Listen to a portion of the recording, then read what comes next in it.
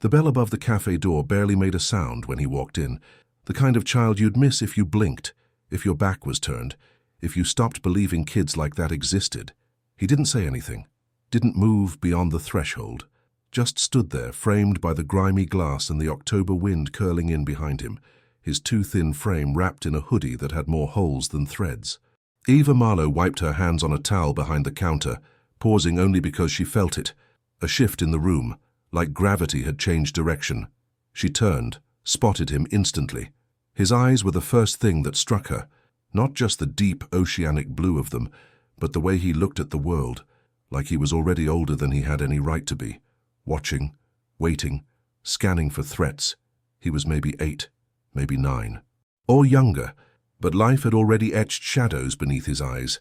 Eva cleared her throat, trying not to sound too soft. Kids in this part of Brooklyn didn't trust softness. "You lost?" she asked, her voice neutral, practiced. The boy didn't answer. His gaze flicked to the empty tables, to the back door, then finally landed on the glass case near the counter, where 3 lonely sandwiches sat beneath buzzing fluorescent light. Eva followed his eyes. Her heart made a slow, quiet sound, an ache too familiar to name. She didn't ask anything else. She just moved toward the case and grabbed a plate. "You like grilled cheese?" she asked. He hesitated, then gave the smallest nod, just once. She slid the sandwich onto the grill and glanced at him again. He hadn't moved. He was so still, it was like he was trying not to exist. "Sit down, kid. I won't bite." He obeyed, silently, like he'd learned a long time ago that obedience was safer than speaking. He sat in the corner booth, one eye on the door, the other on her every movement, like a cornered animal dressed up in a boy's clothes. Eva served him the grilled cheese with a bowl of tomato soup. Her hand brushed his for the briefest second, and he flinched like someone who expected pain from kindness. She didn't press. She just walked away, poured herself a cup of lukewarm coffee, and leaned against the counter, pretending not to watch, as he inhaled the food like he hadn't eaten in days. Maybe he hadn't. She was just about to ask him his name when the bell above the door slammed against the frame, as if the wind had been shoved aside by something colder. The man who walked in was tall, composed, and lethal in a way that had nothing to do with weapons and everything to do with presence. He wore a black wool coat over an Italian suit, dark hair swept back like a storm held in place. His jaw was set like granite, and when his eyes landed on the boy, they lit like a fuse. Eva straightened instinctively, every muscle in her body tensed. She knew men like that, not from memory but from instinct, the way he moved, the silence that followed him in. Even the street outside seemed to hush, like the city itself was waiting to see what he'd do. The boy froze, soup spoon halfway to his mouth, his eyes widened, not with joy or relief but fear, a silent, practiced fear. Eva saw it, and she felt it. The man didn't speak at first. He just stepped forward, slow and measured. Then finally, in a voice that scraped like gravel wrapped in velvet, "Leo," the boy's name. Eva's stomach turned over. The boy didn't answer. He looked down at his soup like it could protect him. The man turned his gaze on her, and Eva had to grip the edge of the counter to stay upright. There was no mistaking the weight of him. This wasn't a father worried about his child. This was something else. "You gave him food," the man said, more observation than accusation. Eva didn't reply immediately. Her throat was dry. He looked hungry. A pause. Something dangerous flickered in his eyes. "You run this place?" "Yeah. You always feed strange kids who walk in off the street. Only the ones who look like they haven't eaten in 2 days." The air between them buzzed, electric with unspoken things. He stepped closer to the booth, knelt so he was eye level with the boy. But he didn't touch him. Not yet. "You don't run off like that, Leo. We talked about this." Leo's lip trembled just barely, but he said nothing. Eva saw it again, that disconnect. Something about this didn't add up. The boy didn't trust the man, not fully, not like a child would trust a father. She couldn't help herself. "Are you his dad?" she asked carefully. The man turned to her, eyes flat and unreadable. "I am." He said it like it was final, like any challenge would not end well. Eva opened her mouth to say something else, but she never got the chance. Because at that moment, the boy stood up too quickly, his plate clattering, his chest heaving like he couldn't breathe. And softly, urgently, barely above a whisper, he looked at Eva and said, Please don't let him take me. The words cracked through her like ice water. The man stood slowly. His hand brushed the boy's shoulder. Not roughly, not kindly. That's enough. Eva stepped out from behind the counter without thinking. She wasn't brave. She wasn't foolish. But something deep inside her flared. A memory, a scar, a child begging not to go back. The man noticed her movement, and for the first time, something shifted in his eyes. Surprise, maybe even curiosity. I don't want any trouble, Eva said, but I don't think he wants to go with you. The man's jaw ticked. He stepped forward, and suddenly the full force of him was there, radiating through the air. You have no idea who I am, he said softly. Deadly. So I'll give you one chance to back away. Eva held her ground, even though her knees wanted to buckle. I don't care who you are. The boy clutched the edge of her sleeve. The man's gaze flicked to it, and there, for a split second, his composure cracked. Something sharp and wounded twisted behind his expression, but just as quickly it was gone. He looked at Eva like he was seeing her for the first time. Not just looking, seeing. Like she wasn't some nobody behind a coffee pot. Like she mattered. Then he said quietly, My name is Roman Moretti, and I'm not here to hurt you. Eva blinked. The name hit her like a steel pipe. Everyone in Brooklyn knew Roman Moretti, the king without a crown, the ghost who ruled the city's underworld, the man you never saw until it was too late. Roman Moretti was here, and the boy she'd just fed soup to was his son. The silence after Roman Moretti left was louder than his presence. The door had barely clicked shut before Eva felt her breath release, shaky and uneven, like she'd been holding it since the moment he stepped inside. Leo sat back in the booth, curled into himself, soup forgotten, shoulders tight as wire. Outside, the world kept moving. Cars passing, wind brushing trash along the sidewalk. But inside that cafe, time had folded in on itself. Eva crouched down beside him, heart pounding. You okay? She asked. Leo nodded, but his body told the truth. He was anything but okay. Eva didn't push. She knew better than to chase answers from kids who'd learned silence as survival. So she slid into the booth across from him and let the space hold them both. No questions, just quiet, just presence. Minutes passed. Finally he spoke. I wasn't supposed to leave the apartment. His voice was thin, brittle, but I was hungry, and he was on the phone. I snuck out. Eva swallowed. That was your dad. Leo didn't answer, just stared at his hands. He's not mean, not like others, but he's different when he's not around me. Eva leaned in. Different how? Leo hesitated. Then, eyes flicking up, he whispered, colder. And when he looks at people, they disappear. Eva's skin went cold. She knew what the kid meant, even if he didn't fully understand it himself. She'd heard the rumors over the years. Roman Moretti didn't leave trails. People didn't live to talk about crossing him. He was the kind of man who didn't need to raise his voice to start a war. And the way he'd looked at her in that cafe, like she was either a threat or a puzzle, like he hadn't decided yet. Still, she had let Leo stay, and that meant something. Eva stood and reached for a paper-to-go cup. You want hot cocoa? Leo nodded, and she poured it, extra whipped cream, just the way she used to make it for her daughter. Her throat tightened. Lily. Eva didn't let herself think about her, not often, but the memory bloomed anyway. Pigtails, chocolate on her chin, a laugh that echoed through the cafe before it was just hers. Lily would have been 9 this year, the same age as Leo. She set the cup in front of him and said quietly, You can stay a little while if you want, I won't tell. Leo looked up, cautious hope in his eyes. Really? Eva nodded. But just for a bit. I don't want him thinking I kidnapped you.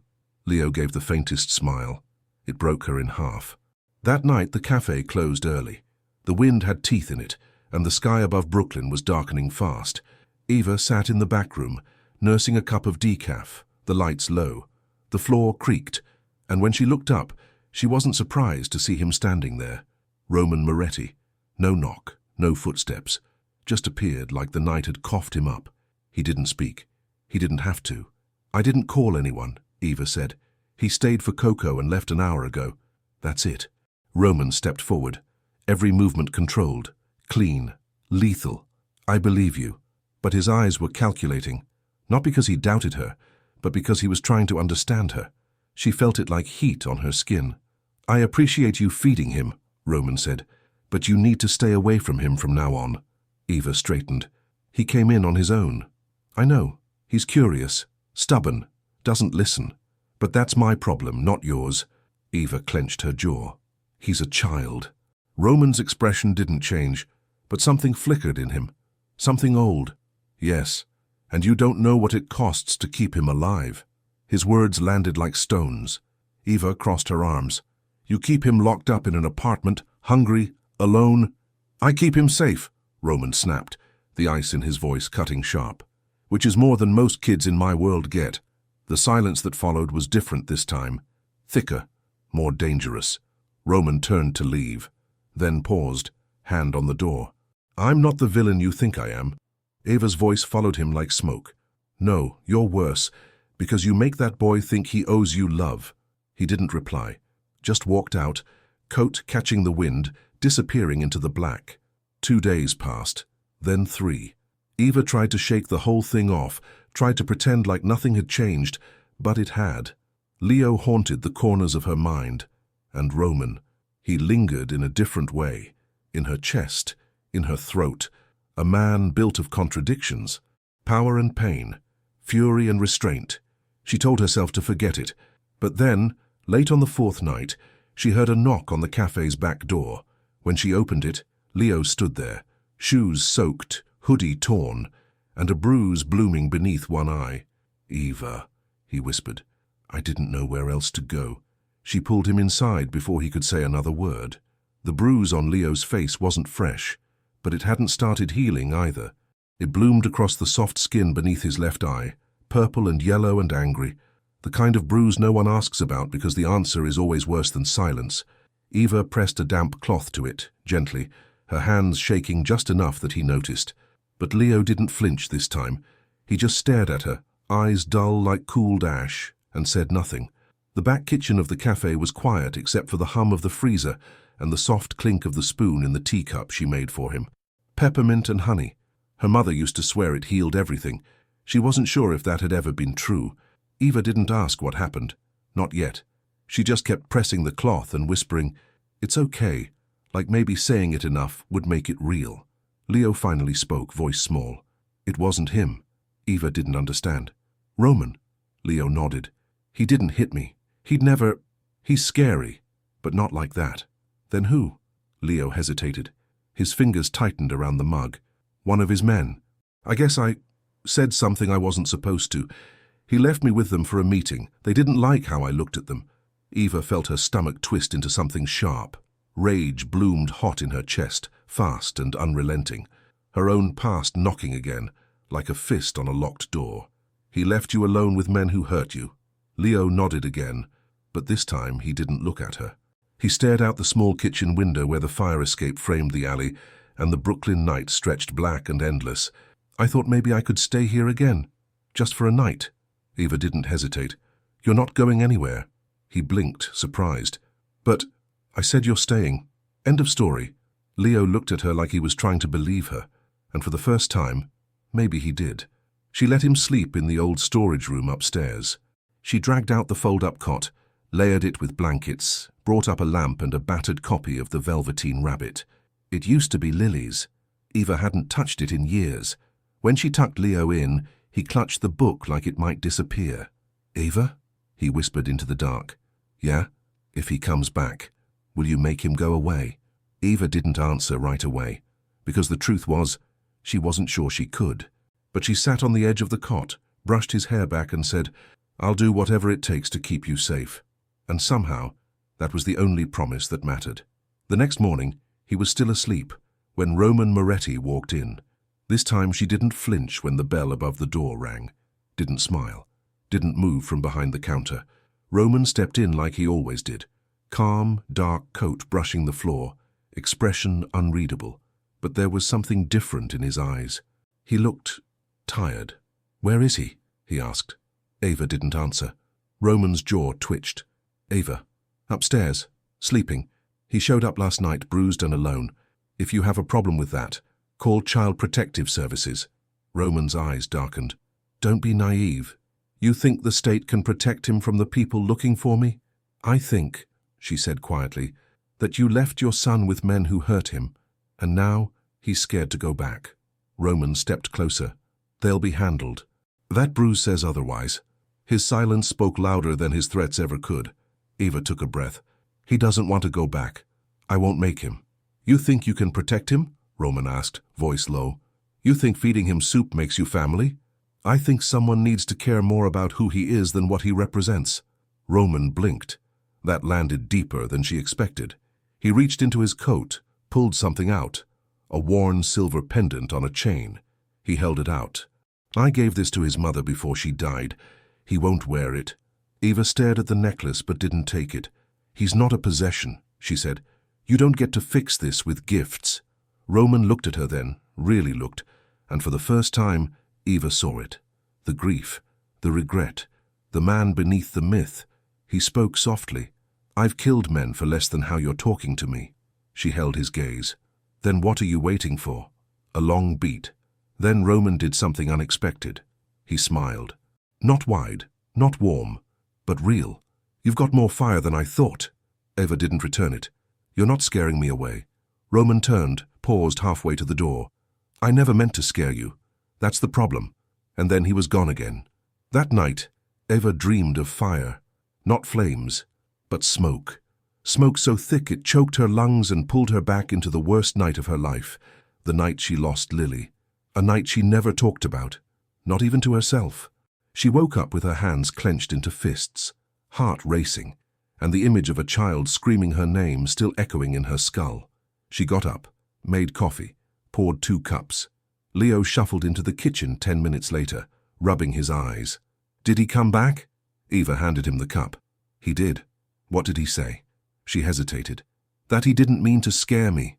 Leo took a sip, then looked up. That's how he is.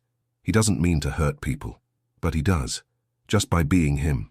Eva sat down. Do you want to go back? Leo didn't answer. And that, more than anything, was her answer. Later that day, the cafe was slow. Rain tapped against the windows. A lull. Eva was cleaning tables when a man she didn't recognize walked in. He was tall, mid-40s, wearing a camel coat, expensive shoes. He didn't smile. Can I help you? She asked.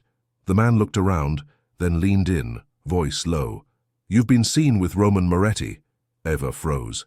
I don't know what you think you're doing, the man continued, but that boy doesn't belong to you. And getting involved in Moretti business? He smiled thinly. That's a mistake people only make once. Eva stared at him. Who are you? Let's just say I'm one of many people who'd like to see Roman fall, and we're watching. All of us. He slid a card onto the counter and left without another word. Eva looked down. The card was blank except for one thing.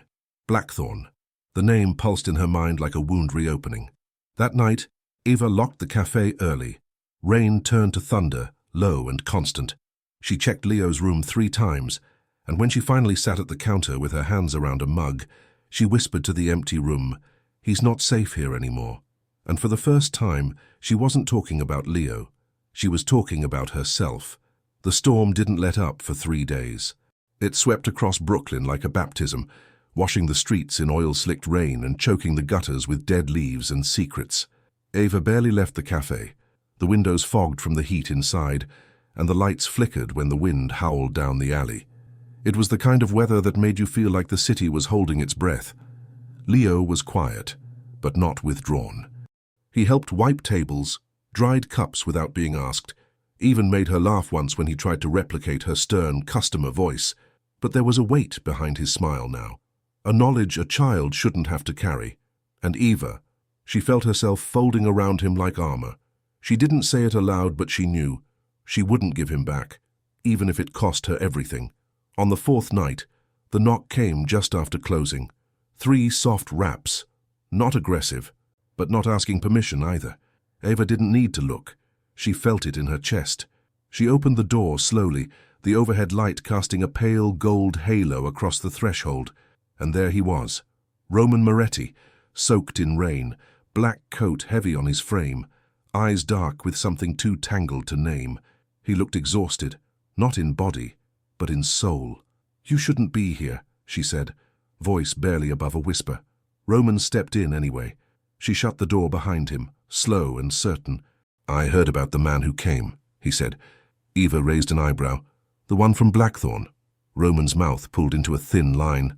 "Don't say that name so casually." "Why not? They're not subtle. He threatened me." Roman's voice went low.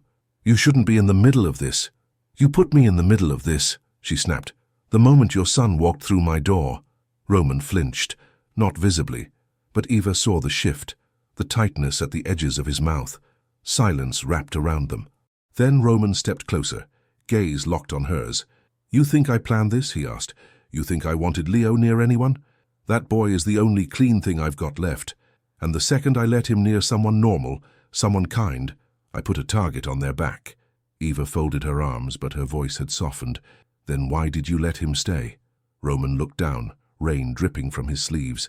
"Because he looks at you like you're the first person who ever really saw him. And I don't know how to take that away." The confession settled between them, heavy and electric. Eva stared at him. The rain outside blurred the world beyond the windows. Inside, the cafe smelled like cinnamon and rainwater. There was something so fragile about the moment, like one wrong breath would shatter it. "He's scared of you," she said softly. Roman nodded once. "So am I." That cracked something in her. "Sit," she said, her voice breaking the tension. "You're dripping on my floor." They sat in silence for a while, 2 coffees between them, the lights dimmed. Roman took his black. Eva poured in cream and sugar without asking. Muscle memory. He noticed, said nothing. "You said his mother died," Eva said. Roman didn't flinch, but something in his shoulders changed. "She was a nurse, smart, beautiful, too good for me." He stared at the coffee cup like it held a time machine. "Her name was Camille. I met her when I got stabbed. She told me she'd call the cops if I didn't leave. I showed up the next night with a bouquet of lilies and a promise I didn't deserve to make." "What happened?" Eva asked. "She tried to get out," Roman said. "We had Leo. I thought I could keep the world away from them, but I couldn't. Blackthorn came for me. Camille. She got caught in the crossfire. I've been keeping Leo in a box ever since. Safe, but small." Eva swallowed. "That's not the same as being a parent." "I know," Roman said, "but I don't know how to be more than what I am." He looked at her then, really looked. "And you? What's your scar?" Eva's breath caught. She wasn't ready, but maybe she'd never be. "My daughter died in a fire," she said. 3 years ago." Roman went still. "She was 6. Her name was Lily. My ex had her for the weekend. He'd been drinking. Fell asleep with a cigarette on the couch. The building caught. He got out. She didn't." The words burned more than the memory. Roman didn't speak. Just reached across the counter, not to hold her, not to fix it, just to be there. Eva let the silence wash over them. It wasn't comforting, but it was real. She finally looked up. "I've been trying to live like it didn't break me, but some nights I still hear her screaming." Roman's hand closed around hers, and this time she didn't pull away. Later, they stood near the window. The cafe was dark, lit only by streetlights bleeding through the rain. Roman was close, too close. "She would have loved this place," he said. Eva turned. "Who?" "Lily." Eva's throat tightened. "You don't know that." "I do. Because she had your heart, and this place has your soul." Eva's breath hitched, and when Roman leaned in, slow and searching, she didn't stop him. Their lips met in silence. Not hunger, not heat, just need. It wasn't clean. It wasn't safe, but it was true. When they pulled apart, the world outside felt heavier. Roman touched her face. "I'll protect him. And you." "You can't promise that," she said. "I already have." The next morning, Eva opened the cafe late. Leo was still asleep upstairs. Roman had left before dawn, like a man who'd just shown too much of himself and didn't know how to wear that skin in daylight. She turned on the lights, started the coffee, wiped the counter, and froze. There was a mark on the window, something red, smeared across the glass. She stepped closer. A symbol, painted in blood. A single blackthorn branch, curled into a circle. Underneath it, in jagged scrawl, "He can't protect you." It started with flour. That morning, Eva was in the back kitchen, her hands buried in the cold, powdery softness of dough, trying to remember the rhythm that used to bring her peace. Fold, turn, press, when she noticed it. A streak. Red, not the warm, sticky crimson of raspberry compote or cherry preserves. No, this was darker, thicker, like rust that hadn't dried yet. Eva froze.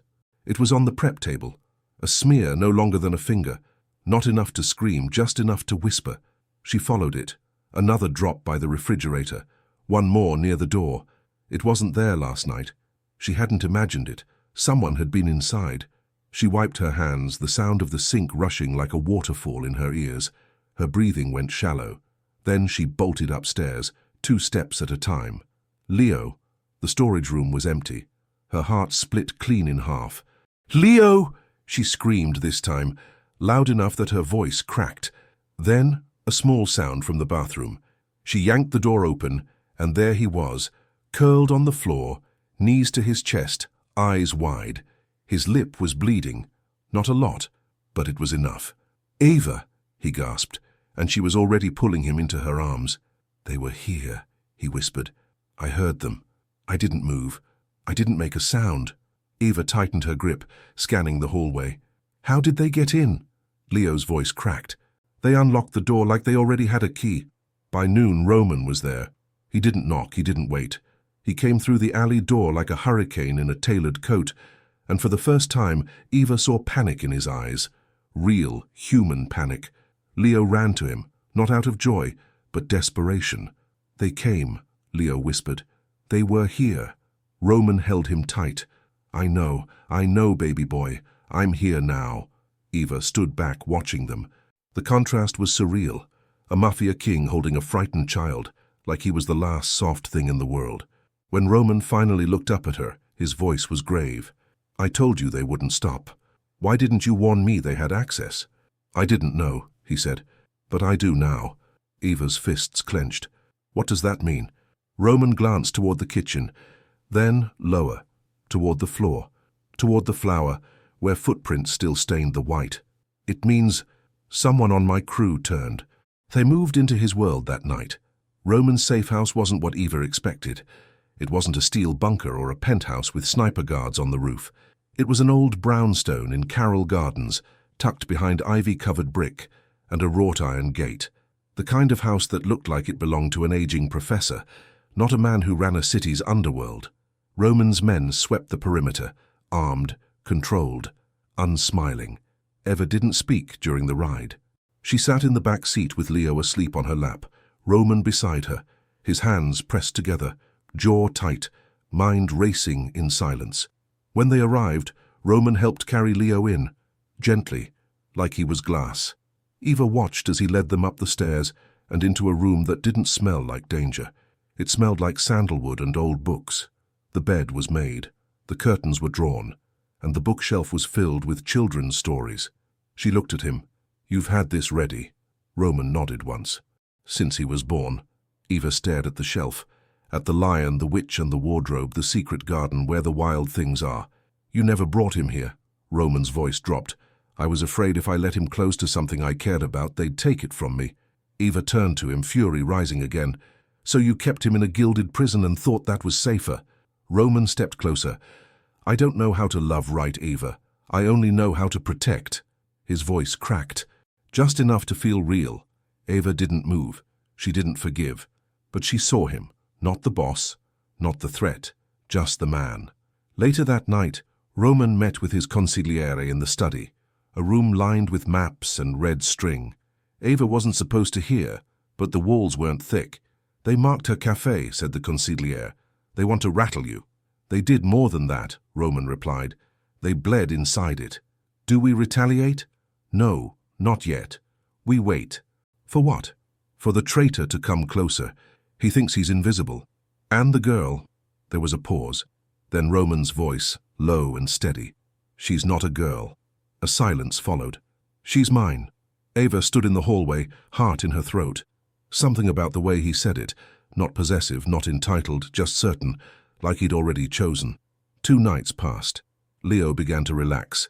He found a rhythm in the brownstone. Cereal in the morning, cartoons with the volume low, reading with Eva in the evenings. It was safer, but it wasn't freedom. Armed guards stood outside. Roman came and went at odd hours, eyes heavier every time he returned. And Eva, She felt herself sinking deeper into something she didn't know how to name. It wasn't love, not yet, but it was dangerously close. They didn't talk about the kiss, not directly, but one night after Leo was asleep, they found themselves alone in the garden. The city shimmered behind them. Roman poured 2 glasses of wine. She took it. He lit a cigarette, offered her one. She declined. "You smoke?" "Not anymore," she said. "Gave it up the night Lily died. It felt like cheating death." Roman nodded, looking away. They sat in silence. Then, softly, "If I asked you to stay," he said, "would you?" Eva turned toward him. "Would I still have a choice?" His eyes met hers. "With me? Always." Eva took a breath. "Then ask me again when there's no blood in my kitchen." The next day, one of Roman's lieutenants went missing. A man named Dino Baresi. Trusted, loyal, gone. Roman's crew scrambled. Intel burned fast. And then, the call. Roman picked up the phone, listened, said nothing, then turned to Eva with something deadly in his voice. "They have him." "Who?" "Blackthorn." Roman's eyes burned. "They're not after me anymore." Eva's heart stopped. It began with a whisper. Roman stood at the head of the dining room table in the brownstone, maps spread before him like open wounds, safe houses, known Blackthorn fronts, routes through the city that had once been clean, but now dripped with rot. His lieutenant stood silent around him, waiting for orders. Eva watched from the doorway, arms folded, heart sinking lower with every minute. The call that came that morning changed everything. Blackthorn had Leo's location, not just general, specific. They knew the layout of the brownstone, the shift schedule of Roman's guards, the names of those on watch. And they didn't just want Roman's empire, they wanted him broken, and they'd figured out where to start. Eva didn't understand it at first. She thought this had always been about Roman's territory, his money, his throne, but now she saw it more clearly than ever. It was personal, because Leo wasn't just a child, he was leverage. Roman dismissed his men with a low, clipped order, and the room cleared. He didn't look at her until they were alone. "We leave tonight," he said. Eva stepped forward. "Where?" "I have a place upstate, a true safe house, remote.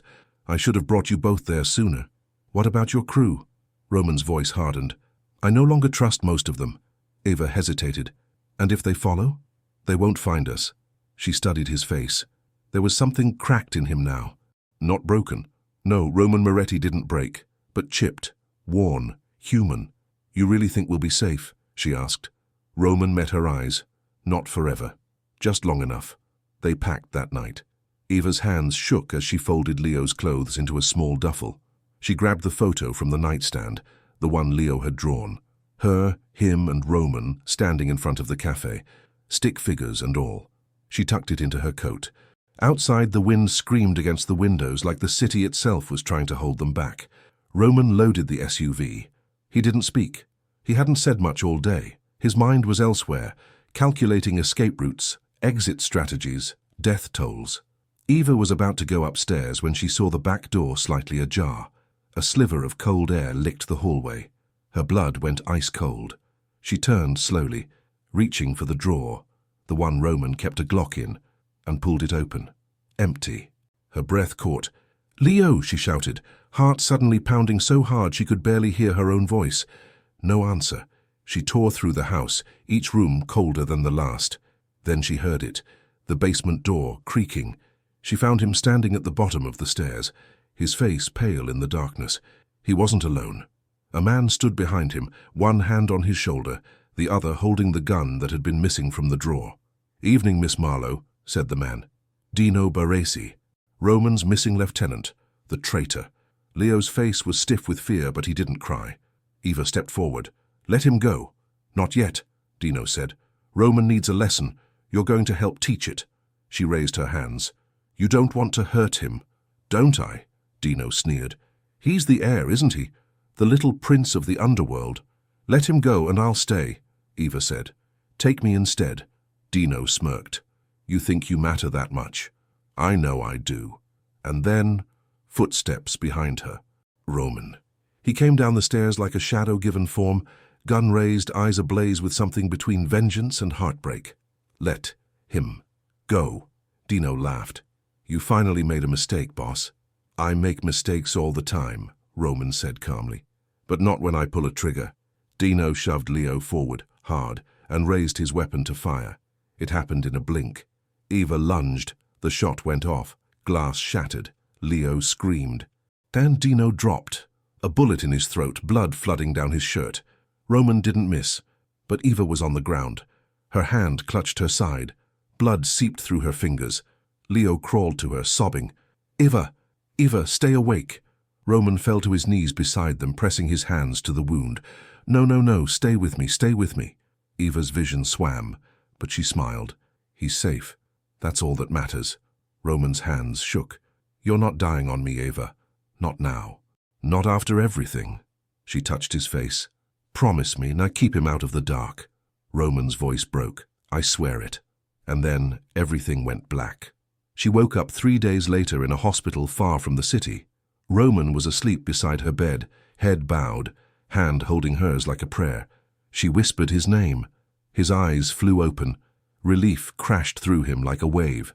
Eva, I'm okay, she rasped. He leaned down, pressed his forehead to hers. No, he said. You're not, but you're here. She looked around. Where's Leo? Roman smiled, the first real smile in days. He's in the next room. Won't leave your side. He made the nurses bring his cot. Eva's eyes flooded. Roman kissed her hand. They're gone, he said. Blackthorn. We found their base. Cleaned it out. No one left to come for him, or you. She stared at him. So it's over? Roman's voice was soft. Not over, but quiet. He looked at her then, with everything in his eyes. What happens now? She asked. Roman leaned in, brushed a tear from her cheek. Now, he said, we build something no one can burn.